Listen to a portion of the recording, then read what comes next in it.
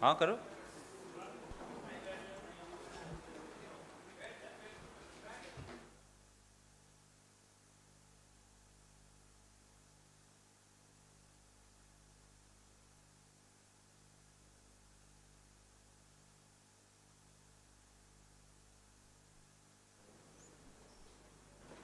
नमस्कार।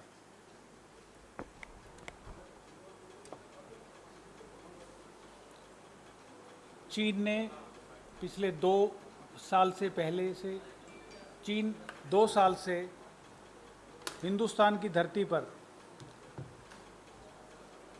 अंदर घुसा हुआ है। प्रधानमंत्री जी ने 2 साल पहले कहा था कि ना कोई घुसा हुआ है ना कोई घुस आया है। उसी मामले पर आज श्री गौरव गोगोई जी आपको संबोधित करेंगे। गौरव जी। धन्यवाद दोस्तों। आप सभी को पता है कि 7 जुलाई 2020 को हमारे भारत के विदेश मंत्री जयशंकर जी और चीन के विदेश मंत्री वांग यी के बीच में बैठक हुई। इस बैठक के बाद भी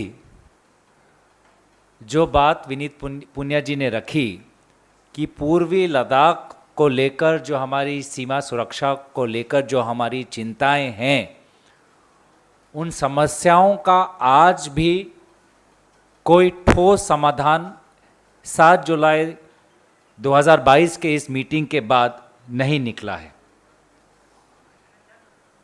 ठोस समाधान के विपरीत हम देख रहे हैं कि भारत सरकार की जो भाषा है,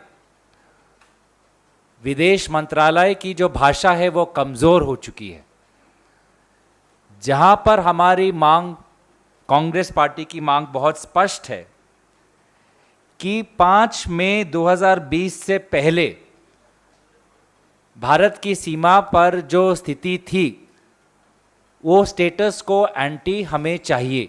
ये हमारी स्पष्ट मांग है। लेकिन आज जो स्टेटमेंट आया, उस स्टेटमेंट में स्टेटस को एंटी को लेकर कोई हमने वहाँ पे विवरण नहीं देखा। वहाँ पे विपरीत ये लिखा है कि डिसएंगेजमेंट की बात की है कि सभी क्षेत्रों से चीनी सेना को पीछे हटाने का कार्य को पूरा करने के लिए कहा गया है।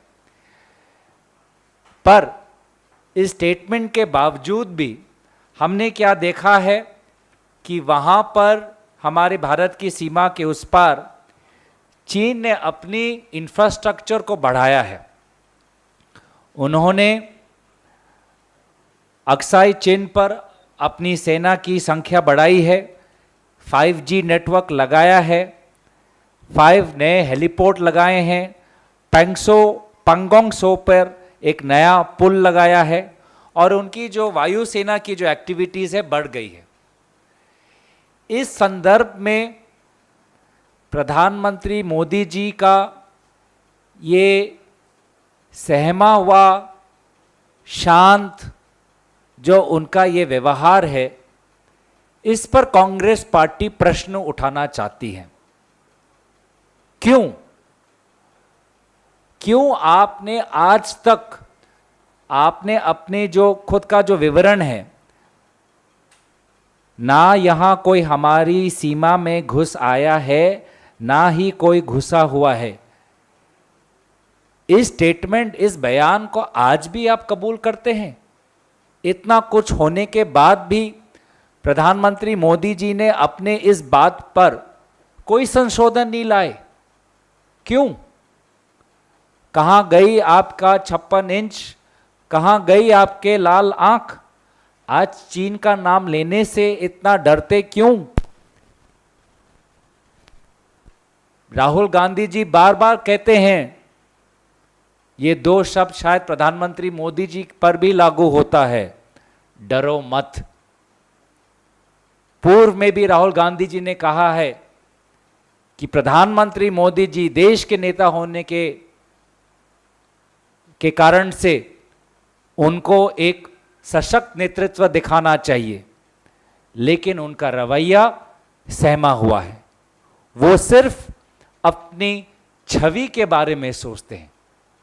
भारत की सीमा सुरक्षा से ज्यादा उनको अपनी छवि प्यारी है, और इस छवि को बचाने में भारत सरकार के विभिन्न अंग उनके आपस में भी तालमेल नहीं रहा। अब उदाहरण स्वरूप रक्षा मंत्रालय ने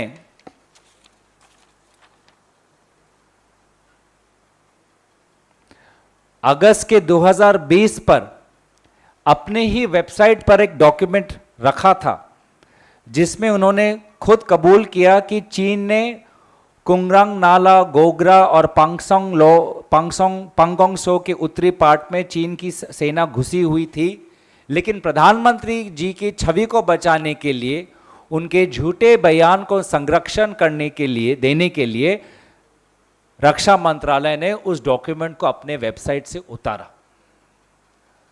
एक और उदाहरण जहां पर भारत सरकार प्रधानमंत्री की छवि बचाने में लगी हुई है, वो तब आता है कि जब नवंबर 2020 में मिनिस्ट्री ऑफ एक्सटर्नल अफेयर्स, विदेश मंत्रालय, यूएस की जो एक रिपोर्ट आती है कि चीन ने अरुणाचल प्रदेश में 100 घर बनाए हैं, तो विदेश मंत्रालय का कहती है कि इस बात का हमें संज्ञान है, और रक्षा मंत्रालय कहती है, उस समय के चीफ ऑफ डिफेंस स्टाफ कहते हैं कि ऐसा कुछ हुआ ही नहीं। तो ये कैसा संदेश दे रहे हैं कि रक्षा मंत्रालय एक चीज कहता है, विदेश मंत्रालय एक और चीज कहता है, भारत की प्रधानमंत्री कुछ और चीज कहते हैं, और वास्तविक स्थिति अलग ही है। तो ये क्या संदेश जा रहा है हमारे भारत की सीमा सुरक्षा बल को? ये क्या संदेश जा रहा है हमारे भारत के नागरिकों को कि भारत के प्रधानमंत्री मोदी जी अपनी छवि बचाने के लिए राष्ट्र सुरक्षा को गिरवी रख सकते हैं?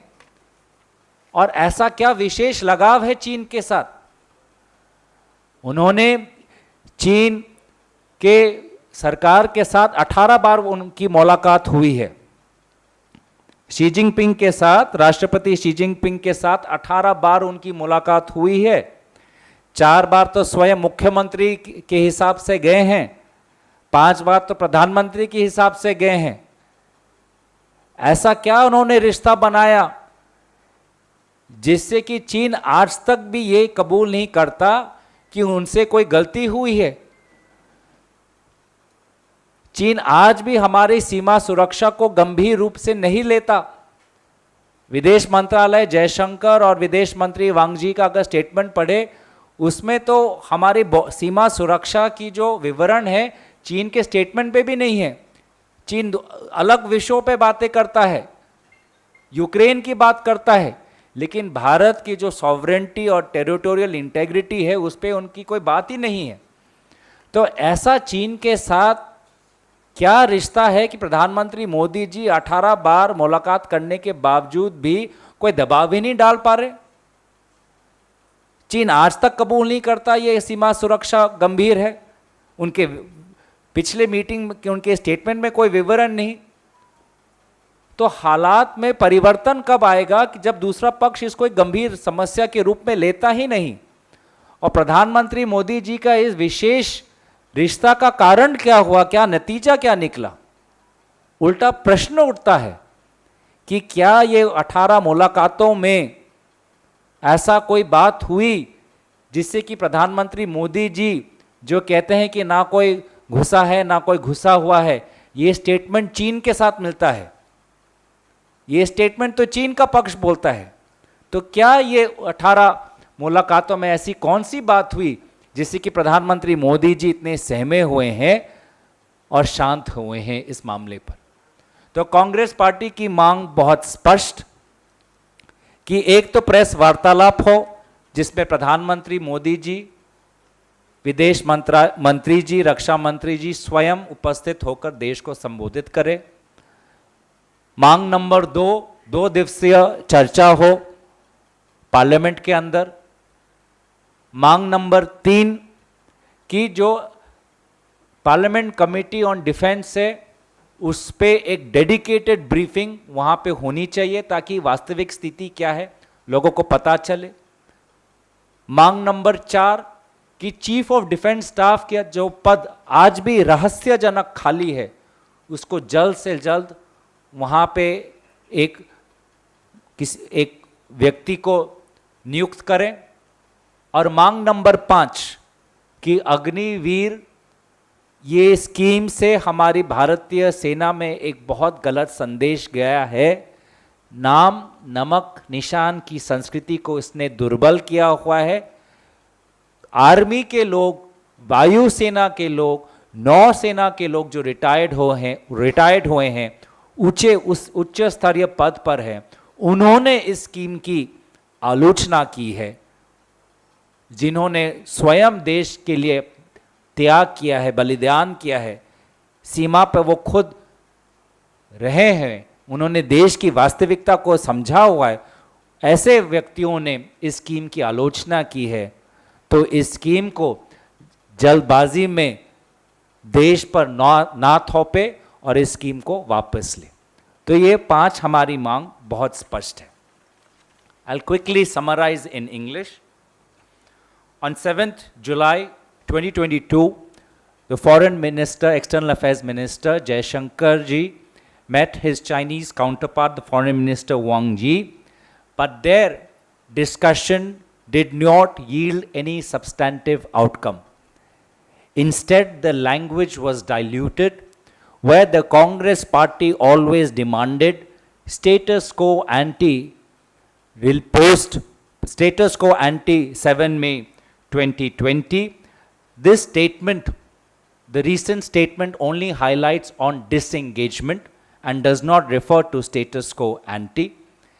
And we have seen that Prime Minister Modi, I did not say this in Hindi, but Prime Minister Modi, I think because he likes acronyms, we also want to give Prime Minister Modi ji an acronym, the famous movie of DDLJ. DDLJ for Prime Minister Modi and the BJP party being deny, distract, lie and justify. Deny, because Prime Minister Modi ji himself denied that no Chinese intrusion has taken place. He himself has said, ना यहाँ कोई हमारी सीमा में घुस आया है, ना ही कोई घुसा हुआ है. Distract, because in various cases the government, the various ministries are opposing each other. The Defense Ministry uploaded a statement on its website saying that yes, contrary to what the Prime Minister has said, Chinese transgressions has taken place in Kungrang Nala, Gogra, north bank of Pangong Tso Lake. This was done in 2020. It was forced to take down. On such a matter of importance, the Ministry of Defense uploaded a statement and obviously it got a rap and it put down the statement. Similarly, another example where ministries of Government of India are at odd ends with each other is that in November 2020, Ministry of External Affairs took note of a United States report that China had built 100 homes in a disputed territory in Arunachal Pradesh. But the Chief of Defense Staff said that nothing such has happened. So Ministry of External Affairs says we have taken note, we have taken cognizance, and the Ministry of Defense, the then Chief of Defense Staff, says nothing of this sort has happened.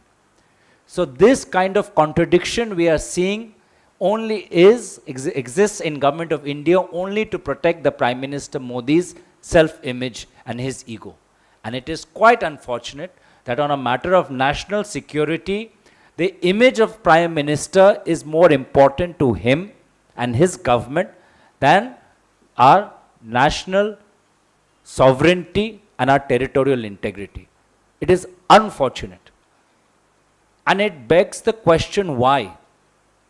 Why has the Prime Minister given this special status to China despite meeting President Xi Jinping 18 times, visiting China numerous times, 4 times as Chief Minister, 5 times as Prime Minister? Why is the Prime Minister Modi unable to put any pressure on China. Because China, if you see in its recent statement post 7 July, does not even take India's concerns seriously. They don't even bother to acknowledge India's demand. They have made no reference to Ladakh. And that is why we feel that the recent meeting between Jaishankar and Wang Yi was failure. It did not yield any substantive outcome. And all of this is because Prime Minister Modi's image should not be affected. And therefore, our demand is very simple, that many reports have stated that China has built its military infrastructure in an unprecedented manner in Aksai Chin. We have seen 5G networks in the LAC, 5 new airports, a large bridge across Pangong Tso, and a notable increase in air activity. So we have seen the Chinese building up its infrastructure, and Prime Minister Modi continues to remain a passive spectator. And therefore, I would repeat the advice that Rahul Gandhi ji often gives to his fellow countrymen: Prime Minister, daro mat, don't be afraid. Take the Chinese threat seriously and head on. And at the end of this press conference, at the end of my suo motu statement, we have 5 specific demands. Demand number 1 is that there should be a press conference in which the Prime Minister, the Defense Minister, and the Foreign Affairs Minister, all 3 should speak in one voice and present the truth and nothing but the truth to the people of India. Demand number 2, a 2-day special discussion in the upcoming Parliament session. Demand number 3, a dedicated session on the Chinese secure threat on our border in a Parliament Standing Committee on Defense. Demand number 4, the position of Chief of Defense Staff continues to remain vacant. We request the Government of India to appoint the most appropriate person at this post of Chief of Defense Staff. And demand number 5, the recent Agniveer scheme should be withdrawn back. Many leading military commentators, experts, retired senior officers from the armed forces, air forces, and Indian Navy have criticized this scheme. These are the people who have actually served at our maritime borders, at our physical borders. They know the situation on the ground. If they are criticizing the scheme, then the Government of India should not be in a haste. Prime Minister should not value his ego over our defense forces, and this scheme should be withdrawn. So that's my opening statement. And if you have any questions related to this subject, अगर आपके कोई भी प्रश्न इस संदर्भ में है, तो मैं उन प्रश्नों का उत्तर देने के लिए हाजिर हूँ.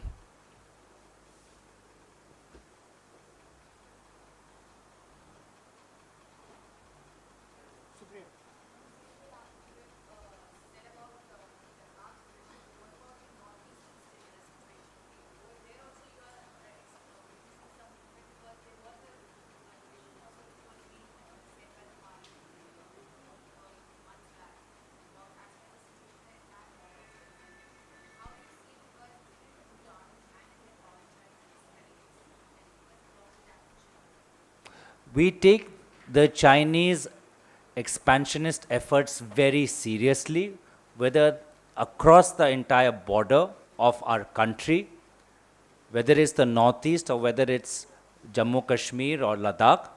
I think the Government of India's approach has been extremely weak. Prime Minister Modi specifically has been very facile and docile on this approach. In fact, Rahul Gandhi ji in the past has said the Prime Minister Modi has been extremely docile, and therefore it sends a very wrong message that the Prime Minister and his entire machinery, instead of pressing on the Chinese to acknowledge the seriousness of our demand, has completely failed to do so. It is a matter relating to India's territorial integrity and sovereignty. yet China continues to ignore the scale of this issue, did not even mention it in his statement in the most recent meeting between the Foreign Affairs Minister of India and his Chinese counterpart. And for all these reasons, I again reiterate our 5 demands: press conference by Prime Minister, Defense Minister, External Affairs Minister, dedicated discussion with the Parliament Standing Committee on Defense, a dedicated 2-day discussion in Parliament, appointment to the post of the Chief of Defense Staff, and the withdrawal of the Agniveer scheme, because at this point, when we are engaged in this conflict with China, the government of India cannot afford to take any step which will destabilize the morale of our troops. Okay, thank you.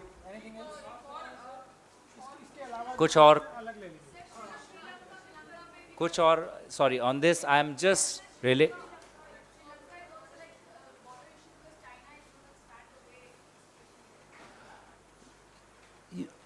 again to the policy of protecting the Indian neighborhood, especially South Asia. That is part of our defense policy. That is the one of the core principles of India's foreign policy. And whether in our maritime neighborhood or in the physical neighborhood of across Jammu Kashmir, Ladakh and Northeast India, Government of India continues under Prime Minister Modi to remain a passive spectator, and it is shameful, and therefore I reiterate our demands. Prime Minister Modi, as Rahul Gandhi ji said, stop being docile, don't be afraid, address the nation to a press conference, correct, modify your earlier statement that no one from the Chinese side has entered, have a discussion in Parliament, have a briefing in the Standing Committee, withdraw the Agniveer scheme, appoint the post of Chief of Defense Staff, and tell the truth to the people of this country. Do not send mixed signals, do not speak in mixed voices.